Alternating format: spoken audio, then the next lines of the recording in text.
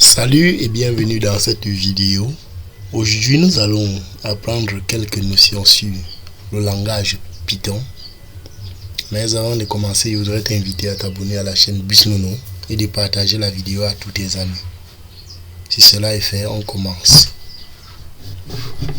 Le langage Python que nous allons créer aujourd'hui va recevoir ou alors permettre à l'utilisateur d'entrer les données, et ensuite nous allons traiter ces données afin d'afficher à l'écran. Nous allons donc étudier séparément les éléments qui vont nous permettre de recevoir et d'afficher, et ensuite de traiter ce que l'utilisateur va nous donner en données,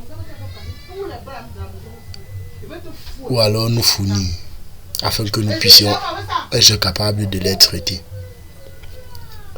La première chose que nous allons donc apprendre, c'est comment afficher quelque chose à l'écran. Pour afficher un élément ou alors un texte à l'écran, avec Python, on va utiliser la fonction print, telle que je vais saisir, print, tout simplement P-R-I-N-T. Et ce que nous allons vouloir que l'utilisateur puisse afficher à l'écran, nous allons donc saisir cela entre parenthèses, et cela entre parenthèses doit se retrouver entre les côtes. Nous allons expliquer pourquoi on met dans les côtes plus tard. Donc je vais saisir deux côtes. Et maintenant, je peux saisir. Vous voyez, mon curseur est entre les deux côtes et entre les deux parenthèses au même moment. Ce que je vais afficher à l'écran, je vais donc saisir. Si vous voulez, je vais dire introduction à la programmation Python. Si je mets introduction,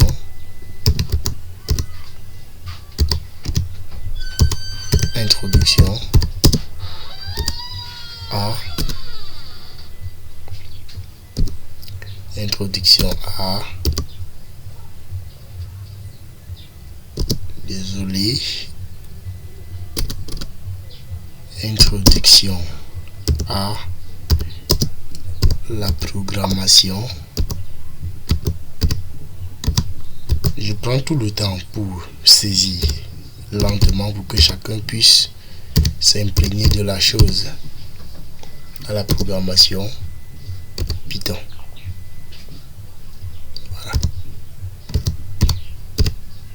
Voilà, j'ai fini. La commande que je viens de saisir, si je clique sur le bouton que vous voyez ici, c'est pour compiler. Si je clique dessus, nous allons avoir notre résultat en bas. Je clique ici. Voilà. Dans notre console ou alors dans notre terminal. Introduction à la programmation Python. Ça affiche ce que nous avons saisi ici. Voilà. Si je duplique cela, dupliquer voudrait dire que je recopie. Je copie toute la ligne, je sélectionne toute la ligne et je mets le curseur dessus, je fais un clic droit et je pars. Maintenant je clique sur copie, c'est en anglais. J'ai copié. Une fois que je vais aller à la ligne en cliquant sur la ligne entrée, heureusement on a copié. Pour coller, je clique sur passe, je pars à la ligne en cliquant sur entrée. Je peux encore cliquer, faire un clic droit, passe, la même chose deux fois. Je peux cliquer une tabulation. Vous voyez, c'est la même chose. Ça affiche deux fois puisque j'ai demandé d'afficher à l'écran introduction à la programmation Python. Deuxième fois, introduction à la programmation Python. J'ai répété la même chose deux fois. Ok. Maintenant, si après ça, j'ai dit quel est le titre, je peux demander à l'utilisateur quel est le titre de ton cours et lui demander à son tour et lui demander à son tour de me saisir le titre et lui permettre de saisir. Ça voudrait donc dire que on va utiliser la fonction input. Il faut d'abord aller à la ligne input,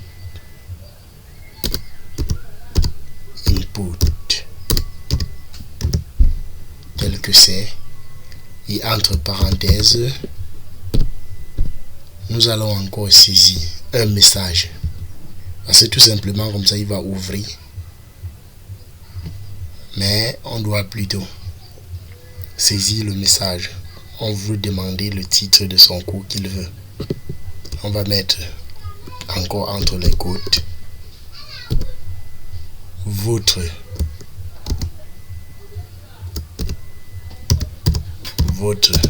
cours préféré. Votre cours préféré.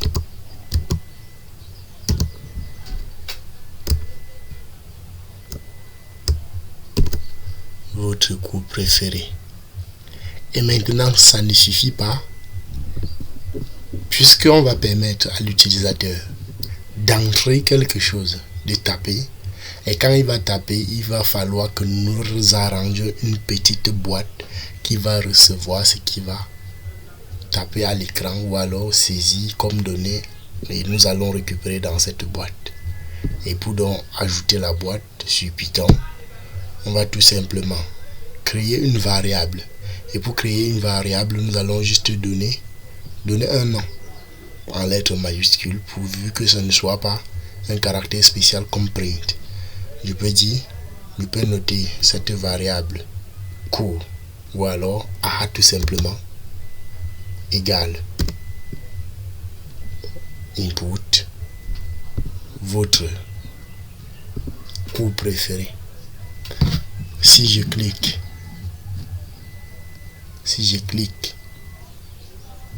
sur compiler, vous voyez, regardez ici, introduction, ça a exécuté la première instruction. Print, introduction à la programmation Python. Ensuite, ça a exécuté pour la deuxième fois, introduction à la programmation Python. Pour la troisième fois, ça a exécuté notre boîte en disant votre cours préféré. Et directement, ça a mis un curseur. Le blanc que vous voyez ici, c'est un petit curseur qui peut nous permettre de saisir ce que nous voulons. En Python, qu'est-ce que nous voulons? Il peut dire programmation. Vous voyez, quand je tape programmation, ça marche. Programmation.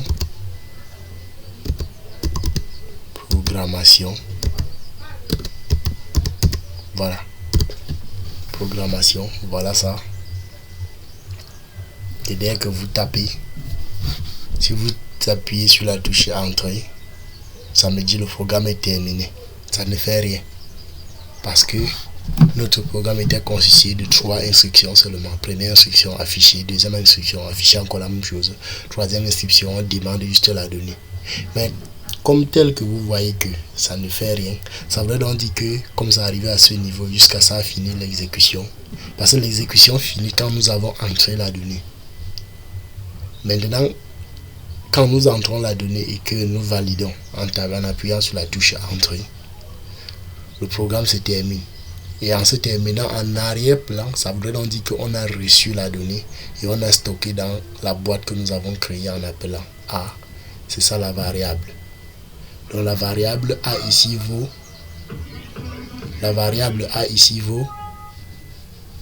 programmation. Et si nous revenons et nous voulons afficher la variable A, on va encore utiliser la fonction print. Cependant, comme on a dit print, on va donc dire entre parenthèses, et comme nous avons pour ambition d'afficher le contenu de la variable A, on va utiliser ce qu'on appelle en Python le formatage f-string. On va d'abord mettre un petit f avant de mettre la double cote. Ok, une fois que nous avons mis la double cote, on peut maintenant se permettre d'écrire notre texte. Et quand nous écrivons notre texte, on va donc dire votre. Vous pouvez mettre n'importe quoi et chez vous ça va marcher. Votre cours préféré est 2 points. Maintenant, pour utiliser ce que l'utilisateur a pu entrer dans la boîte, si on écrit A tout simplement comme ça ne va pas la récupérer. Ça va considérer que A que nous venons de taper fait partie de notre texte. Mais si en tapant A, on ouvre les accolades et on ferme, et à l'intérieur on met A, rassurez-vous que le A que vous êtes en train de taper, c'est le même A que vous avez saisi de la même façon avant, précédant la fonction input. Voilà. Et je pense que si vous aviez saisi de cette façon, si on clique maintenant, ou alors si on compile notre code, ce qu'on attendrait que notre code puisse faire, c'est afficher 2 fois introduction à la programmation Python. Après, demander à l'utilisateur, toi qui exécute peut-être le programme, son cours préféré. Bon, désolé, tout à l'heure on a écrit progérer, c'est préféré. Après avoir, dès qu'il va taper, ça va donc lui afficher votre cours préféré est. S'il a tapé programmation, ça va afficher votre cours préféré est programmation. S'il a tapé peut-être algèbre, je ne sais pas, français, mathématiques, physique, ça va marcher dans tous les cas. Si on compile pour voir, ça va donner ça. Regardez, ça a déjà exécuté 2 instructions. La première, ça a affiché ce que nous avions mis. La deuxième, ça a encore affiché ce que nous avions mis. Et la troisième, ça nous a demandé d'entrer notre cours préféré. Si je viens ici, je tape mon cours préféré au nom de maths. La maths que tout le monde connaît, et j'appuie sur la touche entrée pour lui dire que j'ai fini. Directement, ça récupère, ça stocke dans la boîte que nous avons créée en appelant variable. Ensuite, ça part, ça crée automatiquement, ou alors ça exécute la prochaine instruction automatiquement. Votre cours préféré est 2 points maths. Donc c'est parti dans la boîte là, récupérer ce que nous avons stocké à l'intérieur et ça nous a présenté. Donc voilà notre programme ici exécuté. Et il reste une chose que nous devrions apprendre avant de quitter dans cette vidéo, c'est comment récupérer les données et comment donc traiter les données et comment afficher. Pour cela, nous allons résoudre un problème. Le problème qui demande à une personne d'entrer 2 nombres entiers, je précise entiers positifs, pour caler dans un certain cas. Donc le programme va demander 2 entiers positifs à une personne et doit faire la somme de ces 2 entiers et lui retourner la somme, cette somme, et lui afficher la somme là à l'écran. Donc écrire un programme en Python qui demande à l'utilisateur 2 entiers positifs et lui affiche la somme de ces 2 entiers. Tout de suite, ce que nous allons apprendre avant de quitter ici, c'est nous pouvons commenter le code. Si nous voulons commenter le code, seulement la ligne où le curseur est en train de clignoter sur la première ligne, en mettant dièse. Vous voyez, ça voudrait donc dire que le programme on ne va plus exécuter la première ligne. On ne va plus exécuter la première ligne. Si je compile, vous allez voir, ça compile, ça prend uniquement une fois. Ça exécute seulement une fois, alors que tout à l'heure c'était 2 fois. Alors que ici ça exécute seulement une seule fois. Et après ça nous demande notre coup préféré. Voilà. Mais si nous voulons plutôt commenter tout ce que nous avions fait sur plusieurs lignes, vous pouvez toujours ajouter étoile sur tous les, je vais dire dièse sur toutes les lignes. Mais la façon la plus facile, c'est d'utiliser soit les guillemets, oui, avec les apostrophes, soit les doubles guillemets, ça marche aussi. Si je tape ici 1, 2, 3, bon, j'ai mes cartes, je fasse 1, et je pars à la fin où je veux que ça se termine. Si je veux que ça se termine ici, je tape encore 1, 2, 3, je suis à 3. Vous voyez, j'ai uniquement commenté les 3 premières lignes. Si j'exécute, vous allez voir, il y a juste une seule ligne qui s'exécute, je crois bien. Je commence ma compilation. Ça dit erreur puisque le code ne reconnaît pas la variable A. Vous voyez un peu. Donc si je vais récupérer ça et commenter plutôt jusqu'à la dernière ligne pour que nous puissions résoudre notre problème. Voilà. Ok, le problème que nous avions, c'était d'écrire un programme qui va demander 2 nombres. Ça voudrait donc dire qu'on va utiliser input 2 fois et on va utiliser 2 boîtes pour récupérer les 2 nombres dans chaque nombre dans sa boîte. Voilà. On va dire A égale input et entre parenthèses on va donc mettre les guillemets et dans les guillemets on va donc dire entrez votre entrée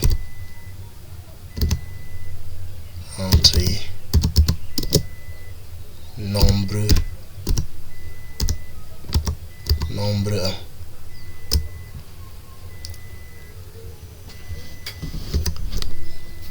Entrée nombre 1. Voilà. Maintenant, il y a un problème que moi je ne vais pas expliquer dans cette vidéo. C'est dans la prochaine vidéo que je vais expliquer. Avant de mettre input ici, c'est mieux que il y a un truc qu'on va ajouter ici devant input, c'est int. Et ouais, c'est ça qu'on va ajouter. Il n'explique pas dans la prochaine vidéo, il va expliquer ça. Je vais juste copier toute la ligne. Je copie et je colle en bas. Passe. Et je change maintenant, puisque ce n'est pas la même boîte. Je change la boîte, la variable, je mets B. Et à la place de 1, je mets plutôt 2. Entrée nombre 2. Et maintenant, puisque j'ai déjà récupéré la première variable, deuxième variable, je vais donc aller à la ligne, mettre P qui va effectuer la somme égale à la première boîte plus la deuxième A plus B. Et à la fin, je vais faire print.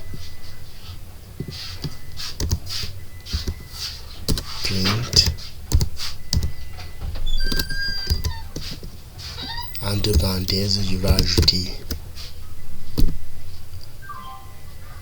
et entre les trucs, et comme j'ai l'intention d'utiliser la somme, pourquoi même je n'ai pas mis une fois S pour dire la somme. Voilà. Ouais. S pour dire la somme. Nous sommes ici. Et comme j'ai l'intention d'utiliser cette nouvelle boîte où j'ai fait la somme, je vais mettre le formatage F. Et je vais donc continuer et dire la somme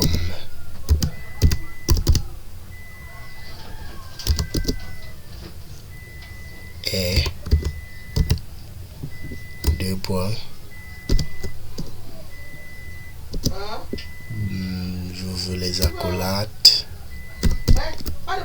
et à l'intérieur je mets S. Voilà. Voilà notre programme. Et si je me permets d'exécuter le programme, voilà. Le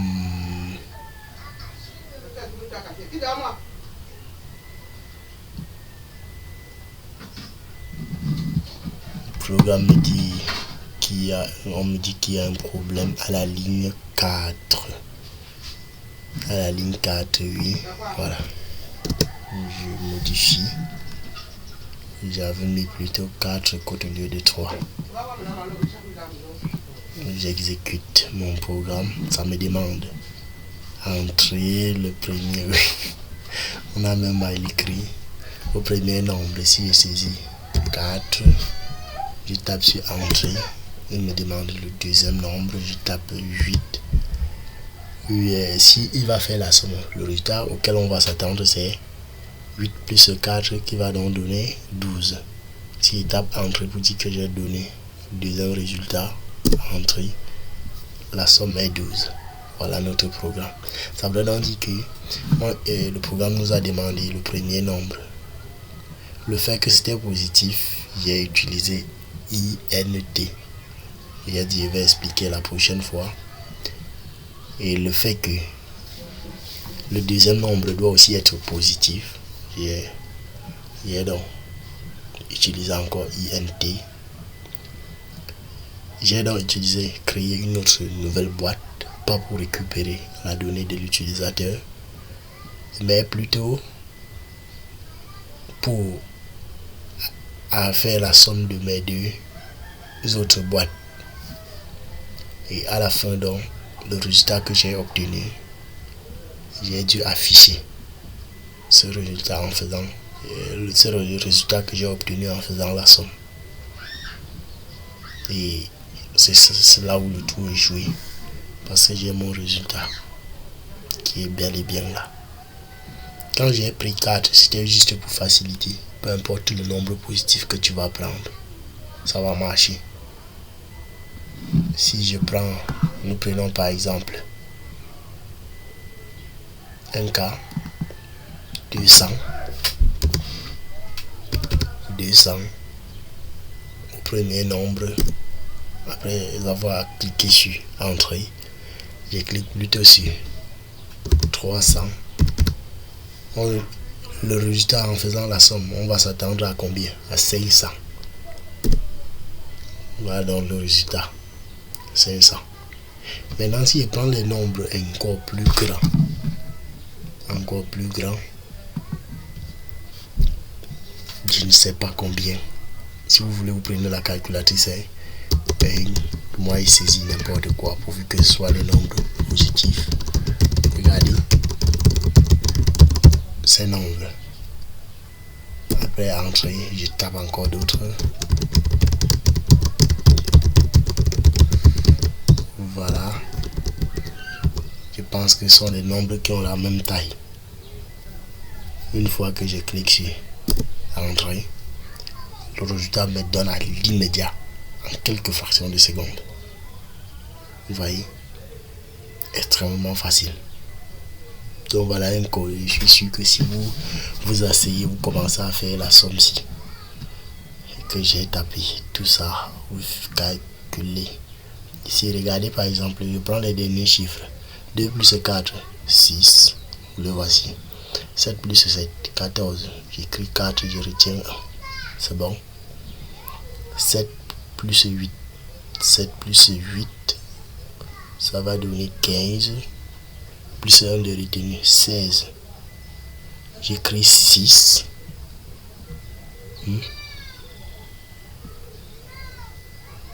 Oui, j'écris 6 et je retiens encore 1 et le cycle continue. Vous voyez un peu? Voilà. C'est ça la nuance. Notre code a été bien écrit. Et il n'y a pas d'inquiétude. Vous voyez que ce que j'ai tapé ici, avec la calculatrice, vous ne pouvez pas effectuer ça.